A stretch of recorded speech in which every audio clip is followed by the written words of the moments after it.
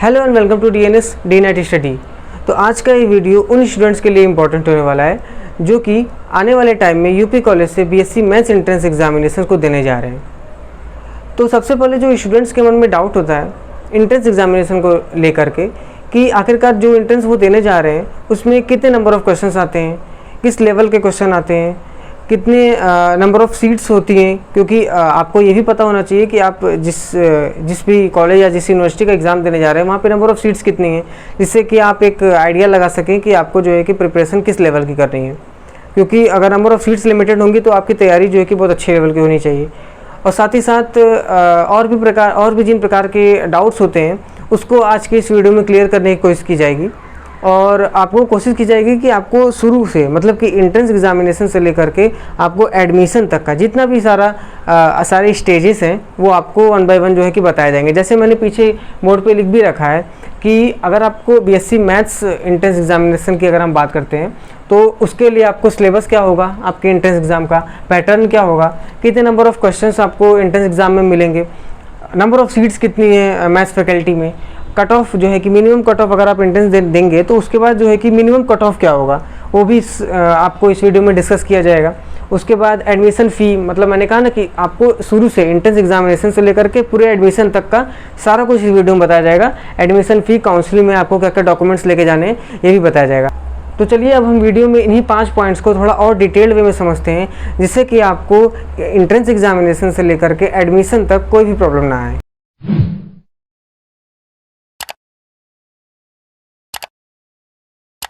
तो चलिए अब हम अपने सारे पॉइंट्स को और डिटेल में डिस्कस करते हैं। और जिसमें सबसे पहले हम देखते हैं कि हमारा सिलेबस और पैटर्न क्या होगा। सिलेबस की बात करें तो आपको फिजिक्स, केमिस्ट्री और मैथ्स ये 3 सब्जेक्ट आपको पढ़ने होंगे, जिसमें कि आपके नंबर ऑफ क्वेश्चन जो है कि 50-50-50 पूछे जाएंगे। और ये आपको जो है कि आपका क्लास 11th और 12th बेस्ड जो है कि सारे क्वेश्चन होंगे। मतलब अगर आपने क्लास 11th और 12th में अपने फिजिक्स, केमिस्ट्री और मैथ को अच्छे से पढ़ा है तो आपको इस पेपर में कोई खास दिक्कत नहीं होने वाली है। लेकिन फिर भी अगर आप अच्छे से 11th-12th के फिजिक्स, केमिस्ट्री और मैथ्स को अच्छे से रिवाइज कर लेते हो तो आप अच्छा स्कोर कर सकते हो इस पेपर में। उसके बाद अगर हम नंबर ऑफ क्वेश्चंस की बात करते हैं तो आपको पूरे 150 क्वेश्चन देखने को मिलेंगे जो कि 150 मार्क्स से होंगे। मतलब एक क्वेश्चन आपके 1 मार्क्स से होंगे। और नेगेटिव मार्किंग की बात करते हैं तो आपको इस पेपर में कोई भी नेगेटिव मार्किंग आपको नहीं मिलेगी, ठीक है।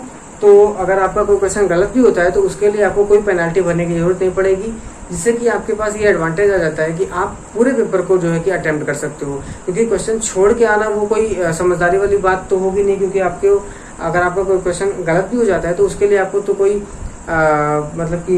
कोई नेगेटिव मार्किंग होनी नहीं है। तो इसीलिए आपको कोशिश ये करनी चाहिए कि आप शुरू में उन सारे क्वेश्चन को कर लो जो कि आपको अच्छी तरीके से आ रहा है। उसके बाद आप अपने उन क्वेश्चन को भी अटेम्प्ट कर सकते हो जिनमें आपको थोड़ा बहुत भी डाउट है। क्योंकि अगर वो सही होता है तो वो आपके लिए एक बेनिफिट होगा, गलत होता है तो वैसे भी आप उसका कुछ नहीं कर सकते हो, क्योंकि वैसे भी तो आप उसको छोड़ के आने वाले थे। लेकिन अगर आप उसको अटेम्प्ट करते हो और उसमें आपको कोई मार्क्स मिल जाता है तो वो आपके लिए एडवांटेज हो सकता है, ठीक है। और अगर हम टाइमिंग की बात करते हैं तो वो आपको पूरे के पूरे 2 आवर्स मिलेंगे आपको पूरा पेपर अटेम्प्ट करने के लिए, ठीक है। अगर नंबर ऑफ सीट्स की बात कर लेते हैं कि कॉलेज में आपको मैथ्स फैकल्टी में कितने नंबर ऑफ सीट्स मिलेंगे, तो वो आपको पूरे के पूरे 300 सीट्स होते हैं, ठीक है। उसके बाद अगर हम कट ऑफ की बात करते हैं, जो कि मिनिमम कट ऑफ की अगर हम बात करते हैं तो वो 65 से 75 जाएगी।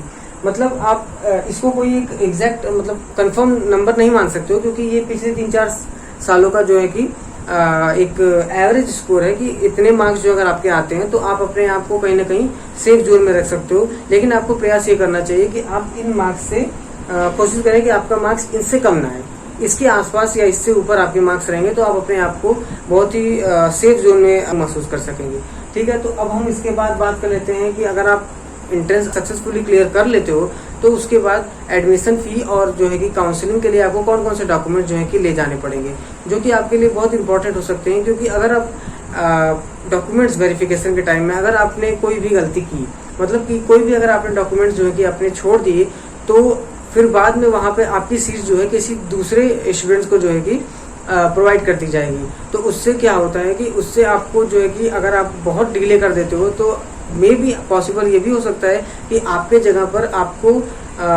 पर किसी और को एडमिशन मिल जाए और फाइनली आप इतना लेट कर दो कि आपके लिए ही सीट खाली ना हो। तो इसीलिए आपको जो है कि डॉक्यूमेंट वेरिफिकेशन के लिए सारे के सारे डॉक्यूमेंट जो है कि तैयार रख के अच्छे से लेके जाने होंगे। तो अब हम देख लेते हैं कि आपको कौन कौन से डॉक्यूमेंट्स और फीस आपकी कितनी होगी, जो कि आपको जब आप एंट्रेंस क्लियर कर लोगे तो उसके बाद आपको जरूरत पड़ेगी। ठीक है, तो चलिए अब हम देखते हैं कि आपकी एडमिशन फीस कितनी होने वाली है और डॉक्यूमेंट वेरिफिकेशन के टाइम पे आपको कौन कौन से डॉक्यूमेंट्स पहले से ही रेडी करने होंगे, जिससे कि आपको वहाँ पे जाने के बाद डॉक्यूमेंट वेरिफिकेशन कराते टाइम आपको कोई भी प्रॉब्लम ना हो। क्योंकि अगर आपने वहाँ पर कोई भी अपने डॉक्यूमेंट जो है कि मिस किया तो आपको हो सकता है कि वेटिंग लिस्ट में भी डाल दिया जाए, क्योंकि उनके पास इतनी नंबर ऑफ स्टूडेंट्स होते हैं कि अगर आपने एक गलती की तो आपको हो सकता है कि वो रोक करके आपके जगह पे दूसरे स्टूडेंट को जो है कि सीट प्रोवाइड करा दें। तो आपको बहुत ही पहले से अलर्ट रहना पड़ेगा। तो चलिए अब देख लेते हैं कौन कौन से डॉक्यूमेंट जो है कि आपको लेके जाने पड़ेंगे। तो सबसे पहले अगर हम फीस की बात करते हैं तो आपको 5000 से 6000 मतलब कि 5 से 6000 के बीच में आपको जो है कि कुछ आपका फीस लगेगा। मतलब 6000 नहीं लगेगा, 6000 से कम ही होता है, 5000 के ही आसपास होता है।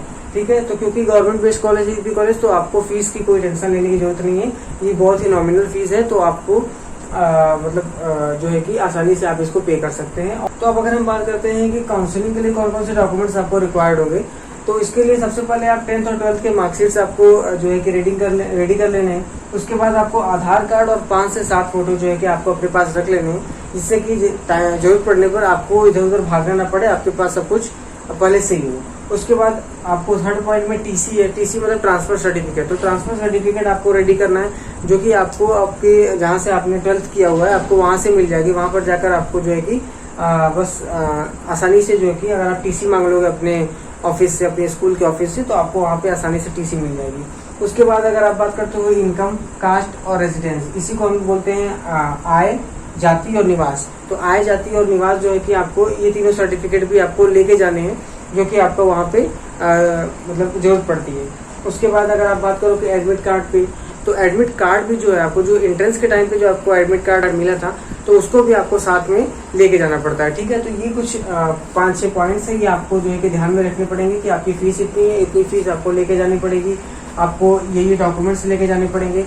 और जब आपका रिजल्ट निकल जाए, जब आपको पता चल जाए कि आपने जो है कि एंट्रेंस को क्वालिफाई कर लिया है, तो आपको जल्दी से जल्दी इन सब डॉक्यूमेंट्स को जो है कि प्रिपेयर कर लेने चाहिए। क्योंकि एंट्रेंस क्वालिफाई करने के बाद अगर आप इनमें से कोई छोटी सी गलती करके अपना सीट गवा देते हो, तो वो बिल्कुल भी समझदारी वाली बात नहीं रहेगी। तो उम्मीद है कि आपकी सारी क्वेरीज अब क्लियर हो गई होगी एंट्रेंस एग्जामिनेशन से रिलेटेड, साथ ही साथ एडमिशन से भी रिलेटेड आपको सारी चीज़ें जो है कि बता दी गई हैं। और अगर फिर भी आपको जो है कि आपको अगर एंट्रेंस एग्जामिनेशन से रिलेटेड या फिर किसी भी चीज़ से अगर आपको रिलेटेड कोई भी और जानकारी चाहिए, तो आप डिस्क्रिप्शन बॉक्स में दिए गए व्हाट्सएप नंबर पर मैसेज करके और भी इंफॉर्मेशन जो है कि ले सकते हैं। तो उम्मीद है कि आपकी सारी क्वेरीज जो है कि इस वीडियो में सॉल्व हो गई होगी। बने रहिए डीएस के साथ। Thank you so much, good bye.